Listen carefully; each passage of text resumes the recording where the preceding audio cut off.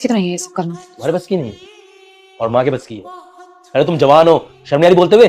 जवान हो के तुम्हारे बस की नहीं है काम करने, लेकिन माँ बूढ़ी हो चुकी है, माँ के बस की है। शर्म आनी चाहिए तुम्हारे को बकवास करते हुए। ये थोड़ा ना होश में बोला करो, जो मन में है ना वो नहीं बोलना चाहिए। अच्छा ठीक है, अगर तुम चाहते हो कि तुम्हारी माँ को कोई काम ना करना पड़े तो एक काम करो, घर में काम करने के लिए एक मेड रखवा दो, साफ सफाई के लिए, और हाँ खाना बनाने के लिए कुक। अच्छा, पर इन सबके पैसे कौन देगा? तुम कमाते हो, तुम दोगे पैसे।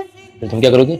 मैं आराम से रहूंगी इस घर के अंदर और तुम्हारी माँ को भी आराम से रहने दूंगी। देखो, एक बात ना अपने दिमाग में डालो अच्छे से, मैं कोई राजा महाराजा की औलाद नहीं हूँ जो घर में नौकर चाकर रख लूंगा। मेरा काम है बाहर जाके पैसे कमा के लाना, जो मैं कर रहा हूँ।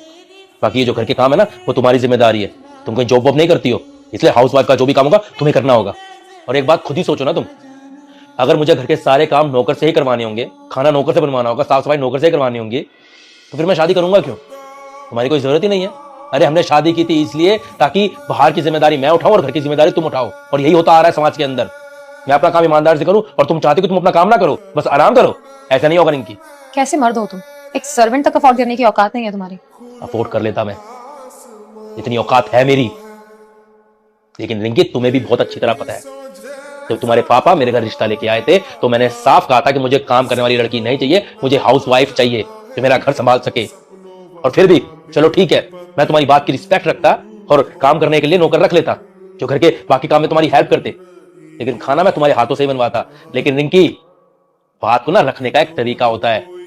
जो तुमने किया है ना, वो सब देखने के बाद में मैं नौकर तो कतई ना रखूं इस घर के अंदर। अच्छा, तो तुम्हें ये लग रहा है कि तुम एक मेड रखवा दोगे तो मैं तुम्हारी माँ के आगे पीछे घूमूंगी। अरे अपनी माँ की हालत देखिए, कोई बात भी ना करे उनसे, आगे पीछे घूमना तो बहुत दूर की बात है। रिंकी, एक बात ना कान खोल के सुन, अगर तुम्हें समझ में नहीं आई है तो अच्छे से समझ लेना। आप बहुत आराम से बता रहा हूं तुम्हें, मैं इस घर के अंदर कोई नौकर नहीं रखने वाला हूं।